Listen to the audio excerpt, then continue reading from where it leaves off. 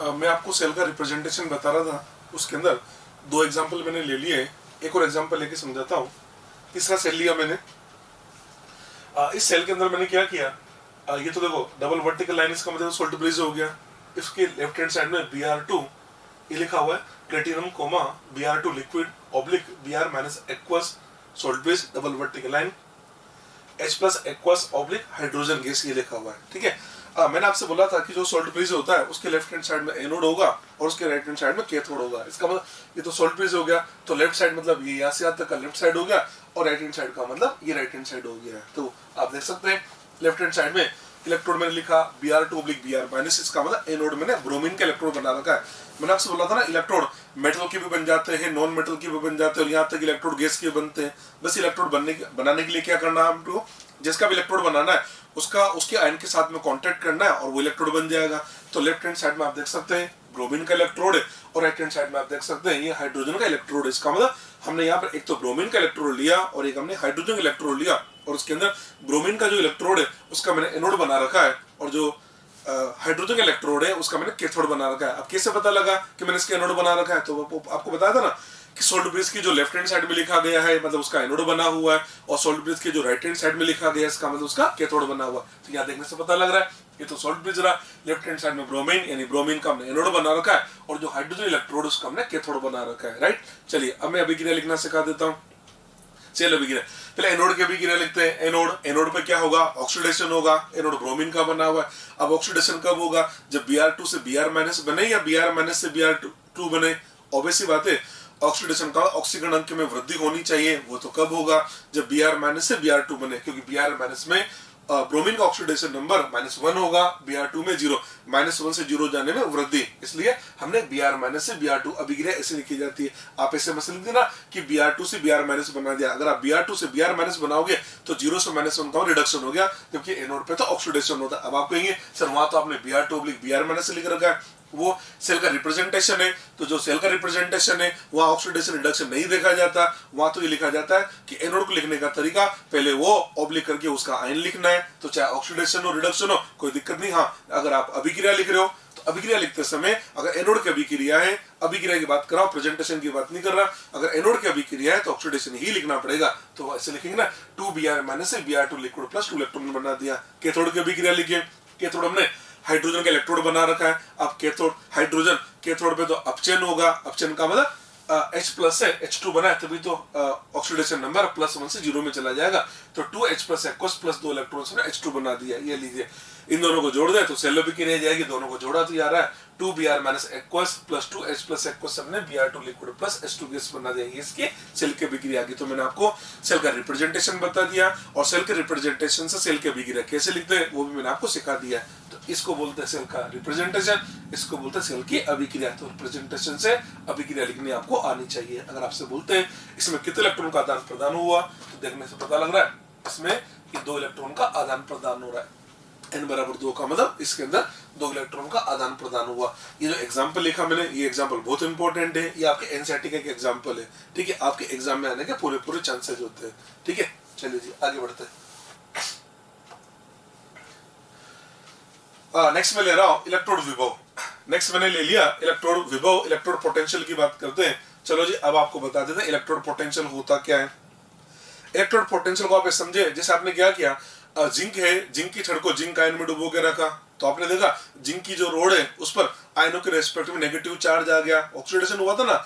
और कॉपर की रोड को आपने कॉपर आयन के अंदर डुबो के देखा तो आपने देखा कॉपर की जो रोड है उसको आयनों के रेस्पेक्ट में पॉजिटिव चार्ज आ गया। तो हमने ये देखा कोई भी धातु की छड़ हो, कोई भी धातु की छड़ हो, अगर आप उसको उसी के आयनों के विलयन में डुबोगे तो जो धातु की छड़ है उस धातु की छड़ पर या तो नेगेटिव चार्ज आ जाएगा या उस पर पॉजिटिव चार्ज आ जाएगा उस आयनों के रेस्पेक्ट में। इसका मतलब ये हुआ धातु छड़ और जो विलयन के आयन है उनके बीच में एक डिफिनेट पोटेंशियल अराइज होगा और वो जो डिफिनेट पोटेंशियल है उस डिफिनेट पोटेंशियल को बोल दिया जाता है इलेक्ट्रोड पोटेंशियल। इसको बोल दिया जाता है इलेक्ट्रोड विभव। राइट, देखिए जब किसी धातु की छड़ को उसी के आयनों के विलयन में रखा जाता है, जब किसी धातु की छड़ को उसी के आयनों के विलयन में रखा जाता है तो धातु छड़ पर या तो धनात्मक या फिर ऋणात्मक आवेश आ जाता है। देखा आपने, बिल्कुल सही बात है। अर्थात धातु छड़ तथा आयनों के मध्य एक विभव उत्पन्न होता है। जिसे इलेक्ट्रोड विभव कहा जाता है। ठीक है, अब या तो वो जो इलेक्ट्रोड है, वो जो छड़ है, उस पर ऋणात्मक आवेश आएगा या उस पर धनात्मक आवेश आएगा, वो डिपेंड करता है कि उस इलेक्ट्रोड की नेचर कैसी है। चलिए, इसलिए बोला जाता है कि जो इलेक्ट्रोड विभव है ना, वो भी दो प्रकार का होगा। अगर धातु के छड़ पर ऋणात्मक आवेश आया तो ऋणात्मक आवेश कब आएगा? जब वहां पर ऑक्सीकरण होगा, तो जो उत्पन्न विभव हुआ उसको बोलेंगे ऑक्सीकरण विभव। अगर धातु के छड़ पर धनात्मक आवेश आया, धनात्मक आवेश कब आएगा? जब वहां अपचयन होगा। आप जिंक और कॉपर का एग्जाम्पल याद कर लिया करो। जिंक में देखा ना आपने, जिंक को जिंक आयन में डुबाया, ऑक्सीकरण हुआ था, वहां पर नेगेटिव चार्ज आया। इसका मतलब अगर वहां पर नेगेटिव चार्ज आएगा छड़ के ऊपर, इसका मतलब वहां ऑक्सीकरण हो रहा है। कॉपर वाला एग्जाम्पल याद कर लो, कॉपर के छड़ पर धनात्मक आवेश आया, वहां अपचयन हुआ, तो अगर वहां ऑक्सीकरण हो रहा है तो जो विभव आएगा उसको ऑक्सीकरण विभव बोल देंगे, और अगर अपचयन हो रहा है तो उसको बोल देंगे अपचयन विभव। इसका मतलब ये हुआ इलेक्ट्रोड विभव भी दो प्रकार के होते हैं, एक तो होता है ऑक्सीकरण विभव, एक होता है अपचयन विभव। तो लिखा मैंने इलेक्ट्रोड विभव कहा जाता है। इलेक्ट्रोड विभव दो प्रकार के होते हैं। नंबर 1 ऑक्सीकरण विभव, इसको हमने बोला ऑक्सीडेशन पोटेंशियल। नंबर 2 अपचयन विभव, इसको हमने बोल दिया रिडक्शन पोटेंशियल। दो प्रकार के होते हैं। ठीक है, चलिए अब ये दो प्रकार के हैं, अब इनको भी और डिटेल में समझा देता हूं मैं। जैसे मैंने आपसे क्या बोला था, धातु को, एक धातु है, धातु को उसके आयनों के विलयन में रखोगे तो या तो उस पर धनात्मक आवेश आएगा या उस पर ऋणात्मक आवेश आएगा। समझ में आएगी बात? चलिए जी, अब एक जनरल एग्जांपल ले रहा हूं। जैसे मान लो मैंने बोला कि हमारे पास एक मेटल M है, उसको हमको उसी के आयनों में यानी M+N एक्वस में रखना है। ये लीजिए, ये एक धातु की छड़ है, देखो प्लस माइनस अभी उस पर चार्ज है। ये तो धातु की छड़ होगी M, इसको हमने रखा M+N एक्वस का मतलब इसी धातु के आयनों के विलयन में हमने रख दिया है। तो इस पर क्या होगा? या तो इस पर धनात्मक आवेश आएगा, ऋणात्मक आवेश आएगा। आप जिंक वाला एग्जांपल समझो। जिंक वाले केस में हुआ क्या था, जिंक के आयन रोड से कहां गए थे? विलयन में गए थे। और कॉपर वाले के अंदर धनात्मक जो कॉपर आयन है वो रोड पर आए थे। तो दो केस बता रहा हूं मैं, ये दो केस लेके चल रहे। अगर ऑक्सीकरण होगा तो ऑक्सीकरण में तो होगा क्या, जो आयन है, आयन रोड से निकल के कहा जाएंगे सोल्यूशन के अंदर। इसका मतलब धनात्मक आवेश सोल्यूशन में चला गया, देखो तो धनात्मक आवेश सोल्यूशन में एरो बना दिया। इसका मतलब इस छड़ पे नेगेटिव चार्ज आ गया, तो मैं से बोल सकते हैं ये जो छड़ है ये आयनों के रेस्पेक्ट में नेगेटिवली चार्ज हो गई। तो यहाँ पर इन दोनों के बीच में पोटेंशियल आएगा, और जो पोटेंशियल आएगा उसको बोलेंगे ऑक्सीडेशन पोटेंशियल, ऑक्सीकरण विभव, क्योंकि यहाँ पर ऑक्सीकरण हो रहा है। ये भी हो सकता है कि विलयन का जो धनात्मक आयन है वो निकल के जाके रोड पे जाके जमा हो। अगर ऐसा होता है तो यह होगा अपचयन। तो मैंने अपचयन की अभिक्रिया लिख दी है। अपचयन की अभिक्रिया M+N aqueous plus N electron से M बना दिया। ऑक्सीकरण की अभिक्रिया M से हमने M+N aqueous plus N electron बना दिया। ऐसा करने से आप देख सकते हैं छड़ पर धनात्मक आवेश आ गया आयनों के रिस्पेक्ट में, तो इनके बीच में जो विभव उत्पन्न होगा उसको बोलेंगे अपचयन विभव, इसको बोल दिया जाता है रिडक्शन पोटेंशियल। तो इलेक्ट्रोड विभव भी दो प्रकार के हो गए, एक तो गया ऑक्सीडेशन पोटेंशियल, एक होगा रिडक्शन पोटेंशियल। ऑक्सीडेशन पोटेंशियल कब कहेंगे? जब इस छड़ के ऊपर आयनों के रिस्पेक्ट में नेगेटिव चार्ज होगा। हाँ, और अपचयन विभव कब कहेंगे? जब इस छड़ पर आयनों के रिस्पेक्ट में पॉजिटिव चार्ज होगा। Clear point? ये लिखा नंबर 1 ऑक्सीकरण विभव, ऑक्सीडेशन पोटेंशियल, ओपी इसको बोल देंगे। यदि छड़ पर विलयन के संदर्भ में ऋणात्मक आवेश हो तो उत्पन्न विभव को ऑक्सीकरण विभव कहा जाता है। मैंने आपको बता दिया। अभिक्रिया M से M+N aqueous plus N electron, ये ऑक्सीकरण की अभिक्रिया लिख दी। दूसरा लिखा हमने अपचयन विभव, रिडक्शन पोटेंशियल आरपी। यदि छड़ पर विलयन के संदर्भ में धनात्मक आवेश हो तो उत्पन्न विभव अपचयन विभव कहलाता है। और ये लिखी अभिक्रिया M+N aqueous plus N electron से M बना दिया, ये अपचयन की अभिक्रिया हो गई। तो ये हो गया ऑक्सीकरण और ये हो जाएगा आपका अपचयन। ठीक है, ये हमने आपको इलेक्ट्रोड विभव के बारे में समझा दिया। ये मैंने इलेक्ट्रोड विभव, अब मैं आपको समझाने जा रहा हूं मानक इलेक्ट्रोड विभव। नेक्स्ट ले लिया मैंने मानक इलेक्ट्रोड विभव, इसको बोलता स्टैंडर्ड इलेक्ट्रोड पोटेंशियल। मानक इलेक्ट्रोड विभव का मतलब हमें इलेक्ट्रोड है तो इलेक्ट्रोड विभव ही है, पर उसको हमको मानक की स्थिति में लेना है। अब मानक की स्थिति का क्या तात्पर्य है? तो मानक की स्थिति का तात्पर्य यह होता है कि ताप का मान तो आपको 25 डिग्री लेना है, उसके अंदर जो सांद्रता है उसका मान हमको 1 लेना है, और जो दाब है दाब का मान हमको 1 बार लेना है। ठीक है, क्योंकि अगर गैस इलेक्ट्रोड होगा तो वहां पर दाब भी होगा। तो मानक की स्थिति में ताप का मान होता है 25 डिग्री 298 केल्विन। दाब का मान हमको एक बार एक एटम लगभग बराबर होता है, और जो विलयन है उसकी सांद्रता हमको 1 लेनी है। अगर ऐसा है तो बोलेंगे ये मानक की स्थिति है, और उस मानक की स्थिति में जो इलेक्ट्रोड विभव होगा उसको बोल दिया जाता है मानक इलेक्ट्रोड विभव। जिस प्रकार से इलेक्ट्रोड विभव दो प्रकार के हैं ना, एक ऑक्सीकरण विभव, एक अपचयन विभव, इसी प्रकार से मानक इलेक्ट्रोड विभव भी दो प्रकार के, एक होता है मानक ऑक्सीकरण विभव, एक होता है मानक अपचयन विभव। ये लिखा हमने। ये भी दो प्रकार के, एक है मानक ऑक्सीकरण विभव, इसको बोल दिया जाता है standard oxidation potential. Standard oxidation potential इसको बोलेंगे हम एसओपी। और दूसरा होता है मानक अपचयन विभव, स्टैंडर्ड रिडक्शन पोटेंशियल, इसको बोलते हैं हम एसआरपी। और एसआरपी एसओपी के अंदर केवल और केवल साइन का डिफरेंस होता है। हमेशा हो सकता है एसओपी इक्वल टू होता है माइनस ऑफ एसआरपी, यहाँ भी लिख सकते हैं एसआरपी इक्वल टू होता है माइनस ऑफ एसओपी। मतलब अगर आपको एसओपी दे रखा है, आपको एसआरपी चाहिए, एसआरपी दे रखा है, एसओपी चाहिए, आप उसका साइन चेंज कर दो। साइन चेंज करने से एसआरपी से मिलेगा आपको एसओपी, एसओपी से मिलेगा आपको एसआरपी। Clear point? चलिए अब हम आपको ये बताते हैं ये जो इलेक्ट्रोड विभव है ये किन किन बातों पर डिपेंड करता है। तो इलेक्ट्रोड विभव निम्न पर निर्भर करता है। नंबर एक, जैसे जिंक की बात करें, जिंक और कॉपर है, तो जिंक और कॉपर की इलेक्ट्रॉन देने की प्रवृत्ति अलग अलग होगी। अगर प्रवृत्ति अलग अलग होगी तो पोटेंशियल भी तो अलग अलग होगा ना। इसका मतलब इलेक्ट्रोड विभव का मान सबसे पहले तो उस इलेक्ट्रोड के नेचर पर डिपेंड करता है कि उसकी इलेक्ट्रॉन देने की प्रवृत्ति कैसी है। तो नंबर एक इलेक्ट्रोड की प्रकृति। नंबर दो विलयन में आयनों की सांद्रता। आप धातु के आयनों के विलयन में डुबो रहे ना, तो वो जो विलयन है उसकी सांद्रता क्या ले रहे हो, उस सांद्रता पर भी इलेक्ट्रोड विभव का मान निर्भर करता है। जैसे मैंने एक एग्जांपल लेके समझाया, ये एक पात्र लिया, इसके अंदर मैंने छड़ को डुबो दिया है, ठीक है। ये दो के समझा रहा हूँ, ऑक्सीकरण अपचयन दोनों लेके बता देता हूँ। माना ऑक्सीकरण हो रहा है, ऑक्सीकरण में होता क्या है कि जो धातु आयन है वो छड़ से विलयन में जाते हैं। और दूसरा केस में अपचयन का ले रहा हूँ, अपचयन में क्या होता है कि जो धातु आयन है वो विलयन से निकल के और छड़ पे जाके जमा होता है। ये मैंने आपको समझा दिया, ये ऑक्सीकरण।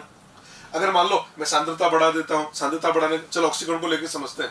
ऑक्सीकरण के अंदर हो क्या रहा है कि जो आयन है वो आयन छड़ से विलयन की ओर आ रहे हैं, ये आ रहे। आपने सांद्रता बढ़ा दी, सांद्रता बढ़ाएंगे, इसका मतलब इसके अंदर धातु आयनों की संख्या में क्या होगी, वृद्धि होगी। अगर धातु आयन की संख्या में वृद्धि होगी तो जो धातु आयन है वो जो आयन ऊपर से नीचे की ओर आ रहा है उसके आने का विरोध करेंगे। अगर विरोध करेंगे इसका मतलब उसके ऊपर से नीचे आने की टेंडेंसी कम होगी, तो इनके बीच का पोटेंशियल भी कम होगा और इनके बीच के पोटेंशियल को बोलेंगे ऑक्सीडेशन पोटेंशियल। इसका मतलब सांद्रता बढ़ाने पर ऑक्सीडेशन पोटेंशियल कम हो गया। ये लीजिए, सांद्रता बढ़ाएंगे तो ऑक्सीडेशन पोटेंशियल कम होगा, ऑक्सीडेशन पोटेंशियल कम हो रहा है, ऐसे बोल सकते रिडक्शन पोटेंशियल बढ़ेगा। इसको इस तरह समझा देता हूँ।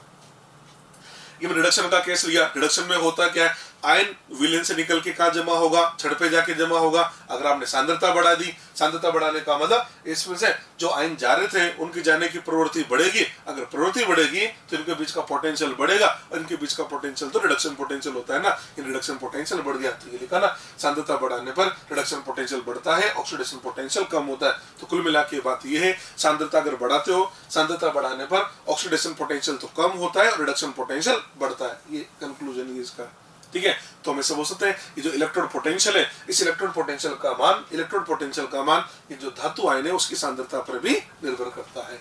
दूसरा पॉइंट हो गया हमारा। तीसरा हमने ले लिया ताप। ताप बदल देंगे तो ताप बदलने से भी इलेक्ट्रोड विभव का मान बदल जाता है, ठीक है। ये 3 पॉइंट हो जाते हैं। अब आपको ये तो मैंने ये समझा दिया कि इलेक्ट्रोड विभव का मान किन बातों पर डिपेंड करता है। अब मैं आपको ये बताने जा रहा हूँ इलेक्ट्रोड विभव का मान किन बातों पर निर्भर नहीं करता है। तो इलेक्ट्रोड विभव का मान निम्न पर निर्भर नहीं करता है। नंबर 1 इलेक्ट्रोड की मात्रा। जैसे आपने जिंक की छड़ को जिंक सल्फेट के विलयन में डुबोया, अब जिंक की छड़ आप चाहे 50 ग्राम किलो या 500 ग्राम किलो, तो उसकी मात्रा से कोई प्रभाव नहीं पड़ेगा, उसके इलेक्ट्रोड विभव तो वो का वही रहेगा। तो नंबर 1 इलेक्ट्रोड की मात्रा, ठीक है। इसका मतलब इलेक्ट्रोड विभव का मान मात्रा द्रव्यमान पर निर्भर नहीं करता है, इसलिए बोल दिया जाता है इलेक्ट्रोड विभव एक इंटेंसिव या गहन गुणधर्म होता है। ये आपको थर्मोडायनामिक्स में बताएंगे कि जो प्रॉपर्टी है 2 प्रकार की होती है, एक होती है इंटेंसिव प्रॉपर्टी, एक होती है एक्सटेंसिव प्रॉपर्टी। इंटेंसिव प्रॉपर्टी को बोलते हैं गहन गुणधर्म, एक्सटेंसिव प्रॉपर्टी को बोला जाता है विस्तीर्ण गुणधर्म। इंटेंसिव प्रॉपर्टी वो प्रॉपर्टी होती है जो मात्रा पर निर्भर नहीं करती और एक्सटेंसिव प्रॉपर्टी वो होती है जो मात्रा पर निर्भर करती है। तो इलेक्ट्रोड विभव तो मात्रा पर निर्भर नहीं करता, इसलिए इसको बोल दिया जाता है ये होता है इंटेंसिव प्रॉपर्टी, इसको बोलते हैं गहन गुणधर्म। तो लिख दिया मैंने, इलेक्ट्रोड विभव एक गहन गुणधर्म आईपी इंटेंसिव प्रॉपर्टी होती है, ठीक है। तो इलेक्ट्रोड विभव किन बातों पर निर्भर नहीं कर रहा, तो नंबर 1 तो इलेक्ट्रोड की मात्रा पर निर्भर नहीं करता। दूसरा विलयन का आयतन। आपने जिंक को जिंक सल्फेट में डुबोया, अब जिंक सल्फेट की सांद्रता आपने 1m ली, तो आप 1m सांद्रता का चाहे 1 लीटर लो या 1m सांद्रता का 5 लीटर लो या 1m सांद्रता का आप 10 लीटर लो, उन तीनों का इलेक्ट्रोड विभव एक जैसा होगा। तो हम लिख दिया विलयन का आयतन। या आयतन का मतलब जो विलयन आपने जिस सांद्रता का विलयन बनाया उसका कितना आयतन काम में ले रहे हो, यह मतलब है विलयन का आयतन से। चलो जी, मानक इलेक्ट्रोड विभव केवल, अच्छा ये तो मैंने इलेक्ट्रोड विभव बताया कि इलेक्ट्रोड विभव किन पे डिपेंड करता है। अगर बात करें मानक इलेक्ट्रोड विभव, तो जैसे आपने बोला मानक इलेक्ट्रोड विभव, तो मानक बोलते ताप भी फिक्स हो गया, सांद्रता भी फिक्स होगी, दाब भी फिक्स हो गया, केवल और केवल क्या बचा, इलेक्ट्रोड की नेचर। तो अगर आपसे बोलता है कि मानक इलेक्ट्रोड विभव किस पर डिपेंड करता है, तो आपको सांद्रता और ताप नहीं बोलना है। अगर मानक इलेक्ट्रोड विभव बोला है तो बोला इलेक्ट्रोड की नेचर पर। तो लिखा मैंने मानक इलेक्ट्रोड विभव केवल इलेक्ट्रोड की प्रकृति पर निर्भर करता है। बच्चों ध्यान समझ लेना, अगर आपसे बोला जाए ना इलेक्ट्रोड विभव, तो इलेक्ट्रोड विभव तीन बातों पर डिपेंड करता है, एक तो इलेक्ट्रोड की नेचर, एक सांद्रता और एक ताप। तीन बातें बताए। अगर आपसे बोला कि मानक इलेक्ट्रोड विभव, तो आपको केवल इलेक्ट्रोड की नेचर बताना है, सांद्रता और ताप के बारे में बात नहीं करना, क्योंकि मानक जैसे बोला ताप और दाब तो वैसे फिक्स हो जाते हैं। चलो जी, ये मानक इलेक्ट्रोड विभव केवल इलेक्ट्रोड की नेचर पर डिपेंड करता है। ठीक है, चलिए अब क्या हुआ, ये हमने आपको बता दिया भाई एसआरपी होता है और एसओपी होता है, ये तो हमको समझ में आ गया। और एसआरपी दे रखा है और एसओपी चाहिए, चिन्ह बदल देंगे तो एसआरपी से एसओपी, एसओपी से एसआरपी आ जाता है। इतना तो हम सीख चुके हैं। ठीक है, चलो जी, अब हम आपको ये बताना चाह रहे हैं कि जैसे मान लो अब सवाल हमारे पास आया और सवाल आया तो या तो एसआरपी देगा या एसओपी देगा। तो हम ये बताना चाह रहे हैं कि हमको कैसे पता लगेगा कि इसने हमको एसआरपी दिया, इसने हमको एसओपी दिया। तो वो डिपेंड करता है कि क्वेश्चन किस तरह से दिए जाते हैं। तो क्वेश्चन देने के बहुत सारे तरीके होते हैं। जैसे ऐसा सवाल पूछा गया कि चार तत्व एबीसीडी के एसआरपी के मान इतना है, एसओपी का मान इतना। अगर उसने खुद ने बोल दिया कि एसआरपी है, एसओपी है, तो वहां तो दिमाग लगाने की जरूरत नहीं है।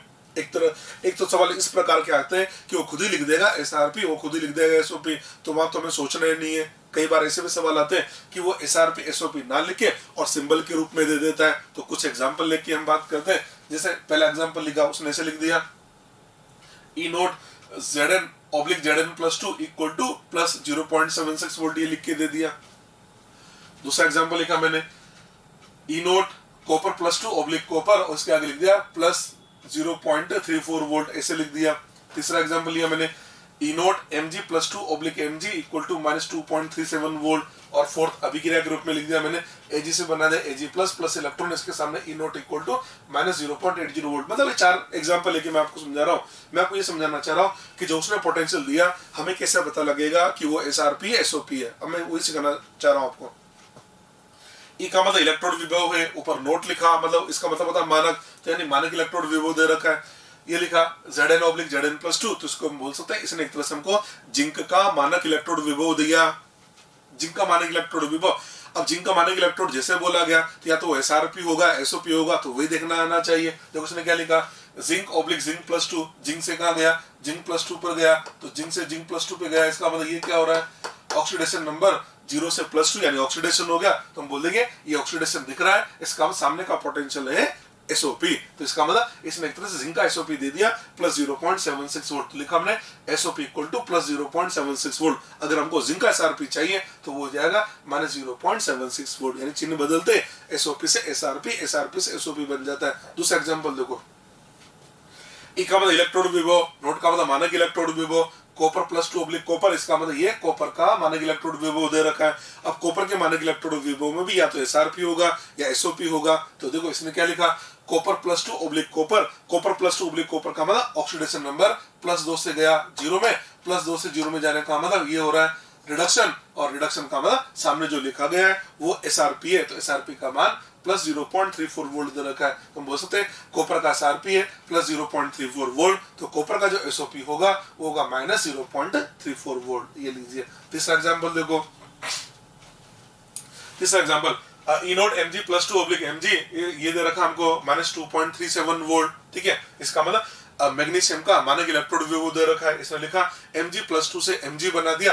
अब Mg प्लस 2 से Mg का मतलब प्लस 2 से 0 पे गया, यानी ये हो रहा है रिडक्शन। इसका मतलब ये हमको मैग्नीशियम का एसआरपी दे रखा है, तो मैग्नीशियम का एसआरपी माइनस 2.37 वोल्ट है। अगर आपको मैग्नीशियम का एसओपी चाहिए तो बन जाएगा प्लस 2.37 वोल्ट। चलो जी, कई बार ये अभिक्रिया के रूप में लिख के दे देता है। तो देखो Ag से क्या बना दे Ag प्लस प्लस इलेक्ट्रॉन, और उसके सामने लिखा E naught equal to minus 0.80 volt. अब Ag से Ag प्लस बना दिया, तो 0 से कहा जा रहा है प्लस 1, 0 से प्लस 1 का मतलब क्या हो गया, ये हो रहा है ऑक्सीडेशन। ऑक्सीडेशन का मतलब इसके सामने वाला पोटेंशियल भी ऑक्सीडेशन पोटेंशियल होगा, यानी सिल्वर का एसओपी दे रखा है माइनस 0.80 वोल्ट, तो हम बोल सकते हैं सिल्वर का एसआरपी होता है प्लस 0.80 वोल्ट। ऐसे देख के पता लग जाएगा कि एसआरपी है या एसओपी है। कई बार ऐसा भी सवाल आता है, वो लिख देता है जिंक का मानक इलेक्ट्रोड विभव का मान इतना है, ना तो अभिक्रिया दे रखी है, ना तो कोई अभिक्रिया है, ना ही ना तो कोई अभिक्रिया है ना उसने बोला SRP SOP और ऐसे लिख के दे दिया जिंक का मानक इलेक्ट्रोड विभव का मान इतना है। तो अब इस केस में क्या करना है, वो जो मानक इलेक्ट्रोड विभव है उसको SRP लेके ही क्वेश्चन को सोल्व करना है, क्योंकि जो IUPAC है उसने SRP को ही मानक इलेक्ट्रोड विभव माना है। तो अगर कुछ भी नहीं दे रखा हो और आपको समझ में नहीं आ रहा है इसको क्या माने, तो फिर आप एक काम करना, उसको SRP लेके और क्वेश्चन को सोल्व कर लेना, आपका क्वेश्चन एकदम सही हो जाएगा। ठीक है, चलिए जी आगे बढ़ जाते हैं। अब देखो हमारे पास ये इलेक्ट्रोड आ गया, इलेक्ट्रोड आया, इलेक्ट्रोड को विभव भी आ गया। अब मेरे को क्या करना है, इस इलेक्ट्रोड के इलेक्ट्रोड विभव का मापन करना है। ये जो इलेक्ट्रोड का इलेक्ट्रोड विभव आया इसका मेरे को मापन करना है। तो मापन करने के लिए हमको वोल्टमीटर चाहिए, तो हमने वोल्टमीटर लगा दिया। पर वोल्टमीटर में धारा तो तब बहेगी जब परिपथ पूरा होगा, और परिपथ पूरा होने के लिए तो यार 2 इलेक्ट्रोड की जरूरत पड़ेगी। इसका मतलब एक अकेले इलेक्ट्रोड का इलेक्ट्रोड विभव ज्ञात करना असंभव है। एक सिंगल इलेक्ट्रोड का इलेक्ट्रोड विभव ज्ञात करना असंभव है। अगर आपको उसका इलेक्ट्रोड विभव ज्ञात करना है तो आपको एक ऐसे इलेक्ट्रोड की जरूरत पड़ेगी जिसका पोटेंशियल आपको पहले से पता हो। तो उस इलेक्ट्रोड को बोल दिया जाता है रेफरेंस इलेक्ट्रोड, उसको बोलते हैं संदर्भ इलेक्ट्रोड। तो हमको यहाँ पर संदर्भ इलेक्ट्रोड की जरूरत पड़ेगी। तो अब हम जो नेक्स्ट आपसे डिस्कस कर रहे हैं वो डिस्कस करें रेफरेंस इलेक्ट्रोड, वो हम आपसे डिस्कस करें संदर्भ इलेक्ट्रोड, रेफरेंस इलेक्ट्रोड। ठीक है, रेफरेंस इलेक्ट्रोड भी 2 प्रकार के होते हैं। एक होता है प्राइमरी रेफरेंस इलेक्ट्रोड, प्राथमिकी संदर्भ इलेक्ट्रोड। एक होता है सेकेंडरी रेफरेंस इलेक्ट्रोड, उसको बोल दिया जाता है द्वितीयक संदर्भ इलेक्ट्रोड। 2 प्रकार के होते हैं। सबसे पहले ले लिया हमने प्राथमिकी रेफरेंस इलेक्ट्रोड, प्राथमिकी संदर्भ इलेक्ट्रोड। ठीक है, इसके अंदर हमारे पास एक एग्जांपल है, उसको बोल दिया जाता है मानक hydrogen electrode, standard hydrogen electrode. इसको दिया जाता है स्टैंडर्ड हाइड्रोजन इलेक्ट्रोड SHE। तो कई जगह सी लिखा रहता है, इसका मतलब ये मानक हाइड्रोजन इलेक्ट्रोड की बात कर रहे हैं।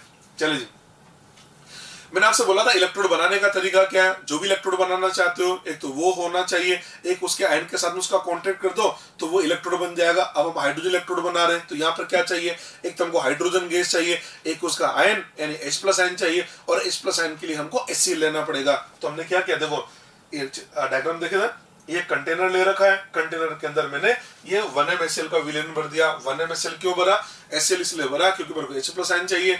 और 1m क्यों लिया, क्योंकि हमको मानक बनाना है। लिखा ना मानक इलेक्ट्रोड, और मानक के अंदर सांद्रता 1 ली जाती है और ताप का मान 25 डिग्री और दाब का मान 1 बार लिया जाता है। चलो जी, यहाँ क्या किया, एक ग्लास ट्यूब है, इसको इन्वर्ट करके रख रखा हमने, प्लेटिनम का वायर लगा दिया और इधर से हमने हाइड्रोजन गैस की सप्लाई दे दी है, और हाइड्रोजन गैस से इसका दाब हमने 1 बार रख दिया है। चलो जी, अब इधर से हमने प्लेटिनम का तार लगा दिया है और यहाँ पर एक प्लेट लगा रखी है, इसको बोलते हैं प्लेटिनम की प्लेट है। ये प्लेटिनम की प्लेट है और प्लेटिनम की प्लेट लगा के इसके ऊपर हमने प्लेटिनम ब्लैक की कोटिंग कर दी। लिखा हुआ है platinum plate coated with platinum black. एक प्लेटिनम की प्लेट लेते हैं और प्लेटिनम की प्लेट पर हम प्लेटिनम ब्लैक की कोटिंग कर देते हैं। अब देखो इधर से हाइड्रोजन गैस आएगी, विलेन में जाएगी और घूम फिर के वापस निकल जाएगी। तो इससे थोड़ी इलेक्ट्रोड बनता है। इलेक्ट्रोड बनने के लिए क्या जरूरी है, हाइड्रोजन गैस का उसके आयन के साथ में कांटेक्ट होना चाहिए। तो कांटेक्ट बनाना पड़ेगा। तो कांटेक्ट कब होगा, जब हाइड्रोजन गैस विलेन में जाए और वहां जाके वो रुकेगी तभी तो उसका कांटेक्ट बनेगा ना। तो हमने क्या किया, इधर से हाइड्रोजन गैस थी तो हम चाहते हैं कि जो हाइड्रोजन गैस आई इसको होल्ड करना है, इसको पकड़ के रखना है विलेन के अंदर। तो हमने यहाँ पर एक प्लेटिनम की प्लेट लगा के उसके ऊपर प्लेटिनम ब्लैक की कोटिंग कर दी। ये जो प्लेटिनम ब्लैक है वो क्या करेगा, हाइड्रोजन गैस को अपनी सरफेस पर अधिशोषित कर लेगा।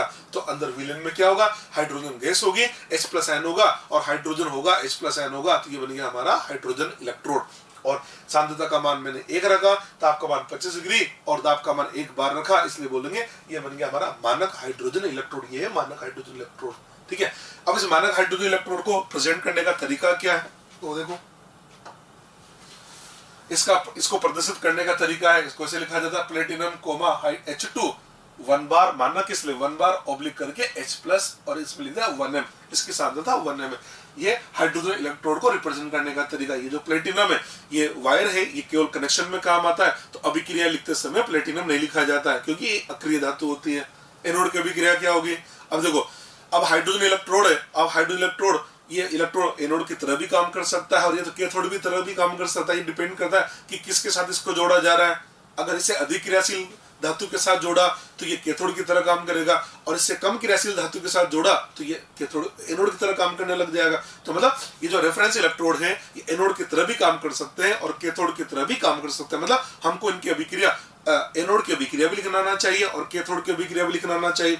अभिक्रिया लिखना बहुत ही आसान है। अगर आप एनोड की अभिक्रिया लिखना चाहते हो तो ऑक्सीकरण की अभिक्रिया लिख दो, अगर आप कैथोड की अभिक्रिया लिखना चाहते हो तो आप उसकी अपचयन की अभिक्रिया लिख दो ना। अब हाइड्रोजन इलेक्ट्रोड में क्या है, एक तो H2 है और एक H+ है, या तो आप H2 से H+ बनाओगे। अगर आप H2 से H+ बनाओगे तो ऑक्सीकरण 0 से +1 में जाएगा, यानी अपने आप ऑक्सीकरण हो गया। अगर आप H+ से H2 बनाओगे तो ऑक्सीकरण +1 से 0 गया ना, तो हो गया ना रिडक्शन। तो एनोड के अभिक्रिया क्या लिखोगे, एनोड पर ऑक्सीकरण होगा ना, तो आप H2 गैस से 2H+ बना दो, ऑक्सीकरण देख लो 0 से +1 चला गया। कैथोड की अभिक्रिया लिखनी है तो क्या लिखेंगे, 2H+ एक्वस प्लस 2 इलेक्ट्रॉन से हमने H2 बना दिया। आप देख सकते हैं इसमें ऑक्सीडेशन नंबर 0 से गया +1 और यहाँ गया +1 से 0, तो ये हो गया ऑक्सीकरण और ये हो गया अपचयन। अब बात करते हैं ये जो रेफरेंस इलेक्ट्रोड है, इस रेफरेंस इलेक्ट्रोड का मानक अपचयन विभव या मानक ऑक्सीकरण विभव कितना लेना है। तो ये जो मानक हाइड्रोजन इलेक्ट्रोड है इसका जो SRP है या SOP है वो हमने 0 वोल्ट मान लिया। 0 वोल्ट कहीं से आया नहीं है, हमने अपनी कैलकुलेशन आसान हो जाए इसके लिए 0 वोल्ट मान लिया है, लिख दिया मैंने। मानक हाइड्रोजन इलेक्ट्रोड का SRP और SOP 0 वोल्ट माना गया है। ये एग्जाम में एक बार क्वेश्चन पूछा गया था, 0 होता है कैसे, तो ऑप्शन था एक मान लिया गया है। ये कहीं से आता नहीं है, हमने अपनी कैलकुलेशन आसान हो इसलिए इसको 0 मान लिया है। चले जी, ये आपको बता दिया प्राइमरी रेफरेंस इलेक्ट्रोड। मैंने आपसे बोला था रेफरेंस इलेक्ट्रोड दो प्रकार के होते हैं, एक होता है प्राइमरी रेफरेंस, एक होता है सेकेंडरी रेफरेंस। अब हम चलेंगे सेकेंडरी रेफरेंस इलेक्ट्रोड, ये लिखा हमने द्वितीयक संदर्भ इलेक्ट्रोड, सेकेंडरी रेफरेंस इलेक्ट्रोड, ये भी दो प्रकार के होते हैं। जो सेकेंडरी रेफरेंस इलेक्ट्रोड है भैया ये भी दो प्रकार के, एक तो होता है इसमें केलोमल इलेक्ट्रोड। केलोमल एक इनऑर्गेनिक कंपाउंड होता है Hg2Cl2, Hg2Cl2 इसको बोलते हैं मर्क्यूरस क्लोराइड, Hg2Cl2, ठीक है। दूसरा होता है सिल्वर क्लोराइड इलेक्ट्रोड। तो एक समझ में आता है, दूसरा अपने आप समझ में आ जाएगा। चलो जी, सबसे पहले बात करेंगे केलोमल इलेक्ट्रोड के लिए। तो केलोमल इलेक्ट्रोड को लिखने का तरीका क्या है, पहले क्या बनाया देखो इधर एक पात्र है, इस पात्र के अंदर हमने क्या किया, इसमें 3 परत बनाई है। सबसे पहली जो परत है उसके अंदर हमने भर दिया मरकरी लिक्विड Hg भर दिया। उसके ऊपर की जो परत है उसके अंदर हमने क्या किया, मरकरी है, उस मरकरी को मर्क्यूरस क्लोराइड के साथ मिला के उसका जो लेप बना और वो भर दिया। एक बन गई दूसरी परत, और तीसरी परत के अंदर हमने KCl का जलीय विलयन भर दिया और कनेक्शन के लिए हमने प्लेटिनम का वायर लगा दिया। तो पहली परत में क्या मरकरी है, दूसरी परत के अंदर मरकरी का मर्क्यूरस क्लोराइड के साथ लेपन बना के भर दिया, और तीसरी परत के अंदर हमने KCl का एक्वा सॉल्यूशन काम में ले लिया है, ठीक है। इसको रिप्रेजेंट करने का तरीका, इसको ऐसे लिखा जाता है Hg, ये Hg लिखा है Hg, मैग्नीशियम में समझ लेना भैया इसको, Hg dash Hg2Cl2 oblique KCl aqueous. लिखने का तरीका Hg डैश Hg2Cl2 ऑब्लिक करके KCl एक्वस लिख दिया।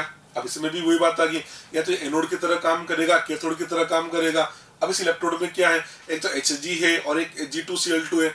Hg में ऑक्सीडेशन नंबर होगा 0, Hg2Cl2 में होगा +1, तो ऑक्सीकरण में 0 से +1 कर दो, रिडक्शन में +1 से 0 कर दो। तो अभिक्रिया कैसे लिखेंगे, एनोड की अभिक्रिया, तो Hg लिक्विड से Hg2Cl2 बना दो।